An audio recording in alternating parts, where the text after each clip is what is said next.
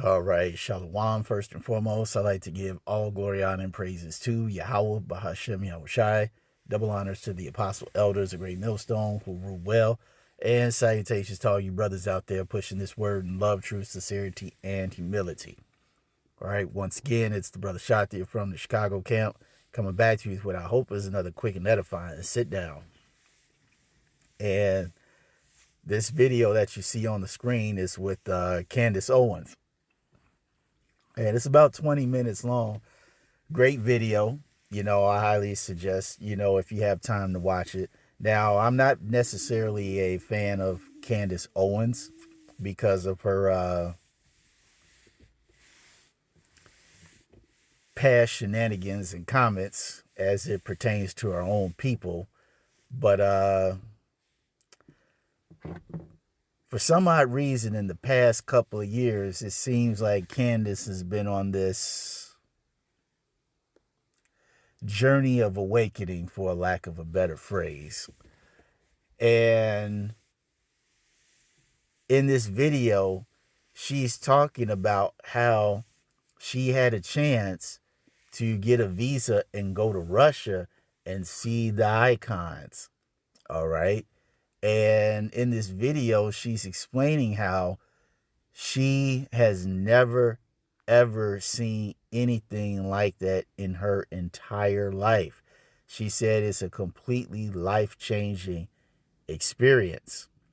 And in the video, one of the points that she makes is how come this type of knowledge and education is not taught here in America? And that's a very easy question to answer, is because knowing this truth would completely disrupt the Edomite supremacist manuscript and programming. Okay? If this type of knowledge was never hidden, if it was not a conspiracy to keep this hidden, then Edomite supremacy could never succeed. Okay? The only reason why Edomite supremacy succeeds and it flourishes and it thrives everywhere, especially here in the United States, is because people don't know this. And why? The reason why I say it is it's a conspiracy, because it is a conspiracy. It's facts. And the scripture tells us this when you go to Psalm 83.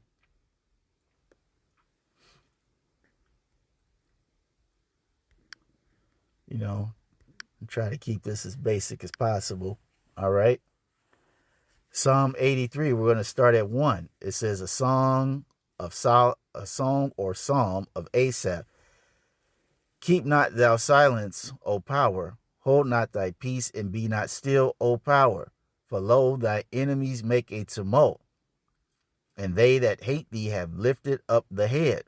They have taken crafty counsel against thy people, and consulted against thy hidden ones.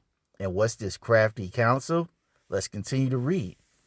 They have said, come and let us cut them off from being a nation, that the name of Israel may be no more in remembrance.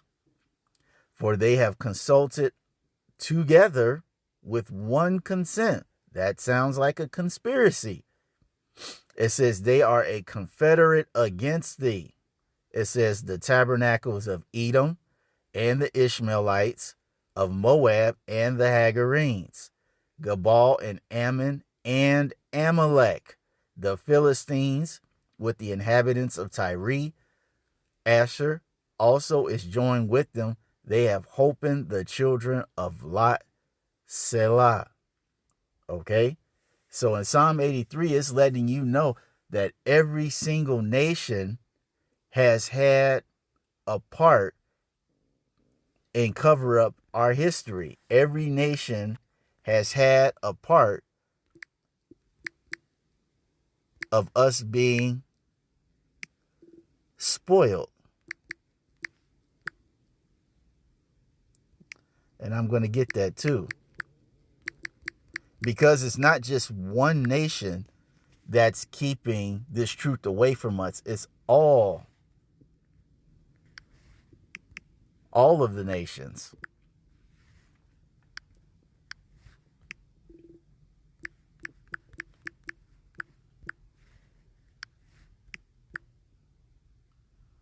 All right, this is, I think it's in Ecclesiasticus, but let me.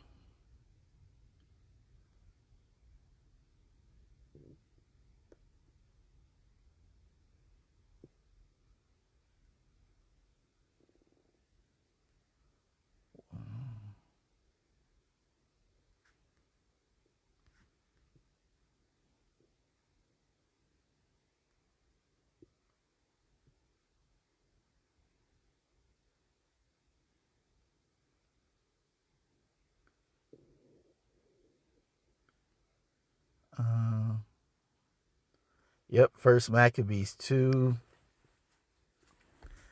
and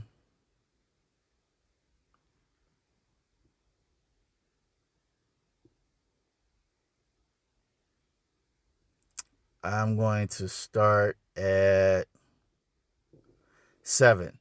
It says, he said, woe is me. First Maccabees 2 and 7. He said, woe is me. Wherefore was I born to see this misery of my people and of the holy city, and to dwell there, when it was delivered into the hand of the enemy, and the sanctuary into the hand of the strangers. Her temple is become as a man without glory. Okay, and what's a man's glory? Yahweh Ba'ashem Yahweh Shai. All right, this truth. It says, her glorious vessels are carried away into captivity. Her infants are slain in the streets, her young men with the sword of the enemy. It says, what nation have not had a part in her kingdom and gotten of her spoils? So every single nation has had a part in cutting us off from our heritage and spoiling us to this day. So much so far to the point, as we read in Psalm 83, that the nation of Israel is no more. All right, now we call ourselves, as spoken of in Deuteronomy, the 28th chapter, we go by different types of bywords.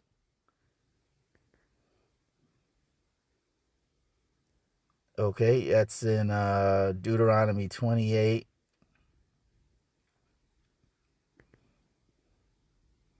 And 37, and it says, and thou shalt become an astonishment, a proverb, and a byword among all nations, whether Yahweh shall send thee. And see, this is why, Candace, this is why our people over here in America, the so-called blacks, this is why we call them so-called blacks, Latinos, and Native Americans, because that's not our true biblical nationality. Okay, we are the Israelites from our prospective tribe, whether it be Judah, Benjamin, Reuben, Issachar, Naphtali, it doesn't matter. We are Israelites according to our tribe name. I would say I'm Shati of Israel from the tribe of Judah. That would be the correct thing to say. You know, I'm not my government name and I'm black or Negro or African American. Okay. All those bywords are a result of our heritage being stripped away from us, our rightful education being denied from us. This is why we over here in America as a whole do not know who we are. All right, Miss Candace, this is the whole reason why our people in America do not know about the icons. They don't know about the Russian icon. And if you watch her video, she goes into these churches and you can see some of the icons. Okay. I've been to Europe on a few occasions, and I've seen the icons. It's utterly breathtaking. I haven't seen the ones in Russia or the many of the countries that used to be part of Russia when it was like the I want to call it the, what was it, the USSR back in the day. I haven't seen those, but I've seen other ones, and it's beautiful. It's an experience that I can't put into words, even if I had the most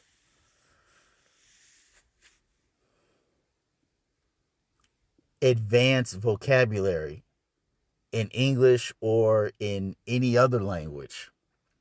Okay, there's just no words to describe when I get to sit in a church and then just look at an icon for like 15, 20, sometimes even 30 minutes, just sitting there looking at it.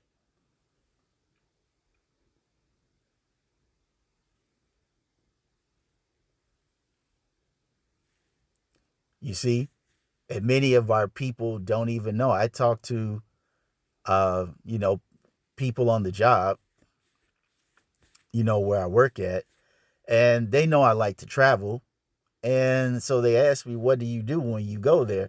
I was like, well, outside of, wine and traveling as far as meaning like hiking, uh, going to different parks and seeing different festivals and chocolate and different geographical monuments.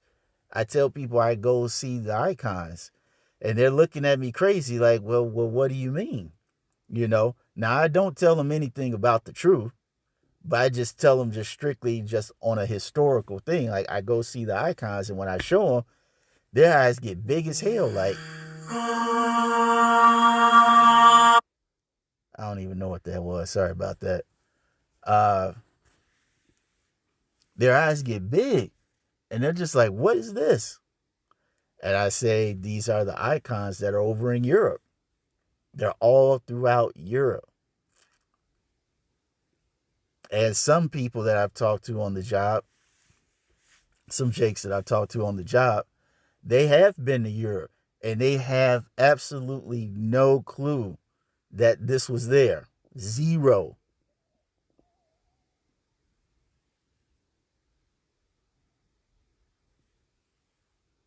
Zero. They do all that. Now, I'm not saying that what they do on their vacation is bad. If they're going and wine tasting, eating at restaurants, going to beaches and hiking up mountains, all that stuff is great. But if you don't know about the icons, the castles, it's like you don't get the full experience. And see, many of our people that have the means to go and travel, even they still miss out because they don't have the education. They don't have the knowledge of who we are.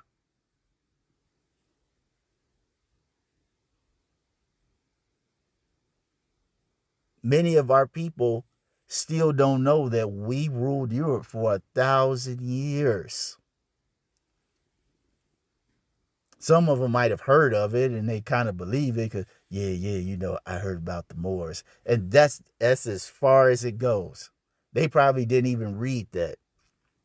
It's just they probably heard it from somebody, and there's so many books that talk about it. Then they're like, oh yeah, that kind of makes sense if people call themselves Moors because that means black, yada yada yada. But outside of that, they have no concept. They have no sense of true history and education. And this was all done by design. All done by design. Because the elites know that as long as we are separated from our power, we cannot rise up. When you go to Judith the 5th chapter, it tells you about this.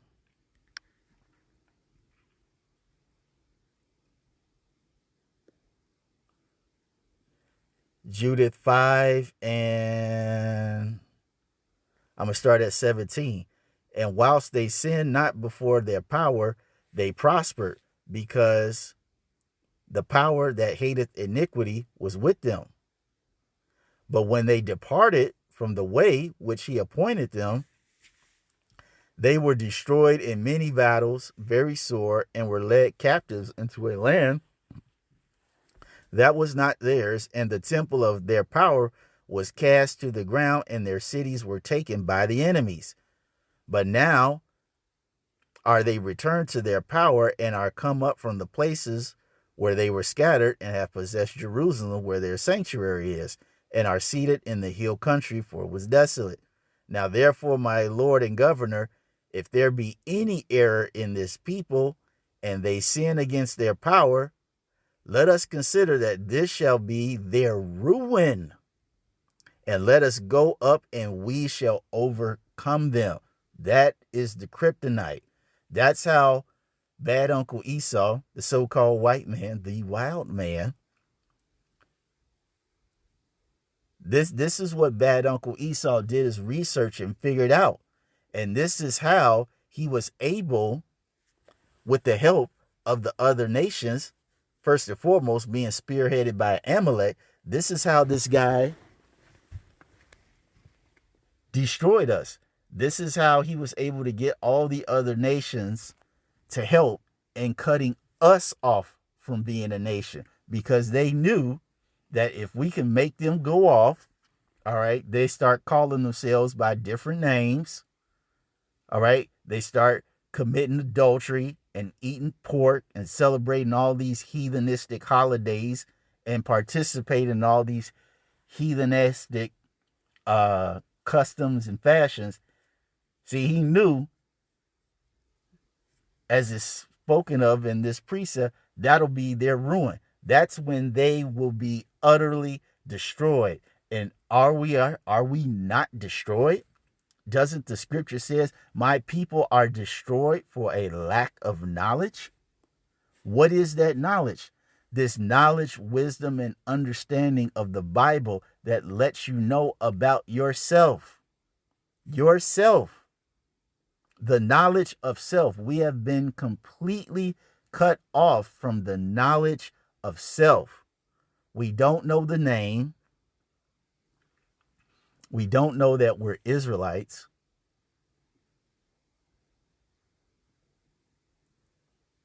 We don't know our history. And the sad thing is, our people are so destroyed to the point where they don't even care about knowing who they are. They've been so oppressed, repressed, and depressed, however you want to label it, for so long that hell has become comfortable for them. They are comfortable in hell. They are comfortable being ignorant, being a creation that functions on such a low level. And the thing is, as the scripture says, we love to have it so. Our people love to have it so. All right.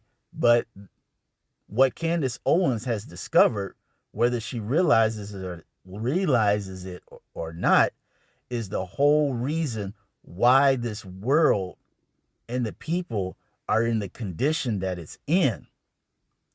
It's because now the truth has come back into the world and is turning the world right side up. Because right now, this whole world is upside down and completely backwards. As the scripture tells us in Job, what is it? Where the light is as darkness. Or, okay, in Isaiah, what does it say? Evil is good and good is evil.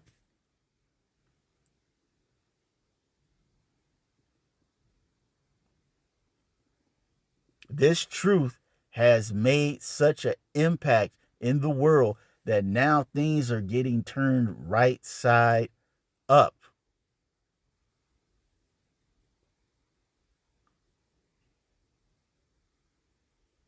And when you understand what this truth is, you see the impact that it's making, then you start to see why it's not taught over here in America. Now Candace knows, and now she's speaking out about the small hatters and everything else, you know. All right. She's probably on borrowed time now since she knows this information, but nonetheless, you can tell how much it's opened her eyes. And the truth has the same thing. It had the same effect on me. And it had the same effect, I'm sure, on many other brothers. Which is why we're out doing what we're doing, being out on the highways and the byways preaching this truth. And as we can see, after all the years of being out on the highways and byways, in the heat, in the cold, in the rain, when nobody comes to camp, when you got many onlookers come to camp, the scoffing, all these hardships that we go through just to preach this word, it's now bearing fruit, and you can see the immense impact of this truth, not only in the United States, but across the world. And you know what? I think I'm going to end on that second Ezra. That second Ezra, I think it's 6:27. And it says, "For evil shall be put out, and deceit shall be quenched. As for faith, it shall flourish. Corruption shall be overcome, and the truth which has been so long without fruit shall be declared." And that is what's being declared throughout the ends of the earth. The correct 144% truth of the world. And that is that there is only one power, Yahweh Ba'Shem Yahweh Shai. And he does have a special group of people who are called the Israelites, who people know today as the so-called blacks, Latinos, and Native Americans. This is the truth that is coming to the world, and it has shaken it up to its foundations, okay? As the scripture says, put it into captivity, all things that are contrary to the scripture and the knowledge and wisdom of the Bible, roughly paraphrasing. So that's all I wanted to say on this. I hope you all were edified. So the next time we're going to say Shalom.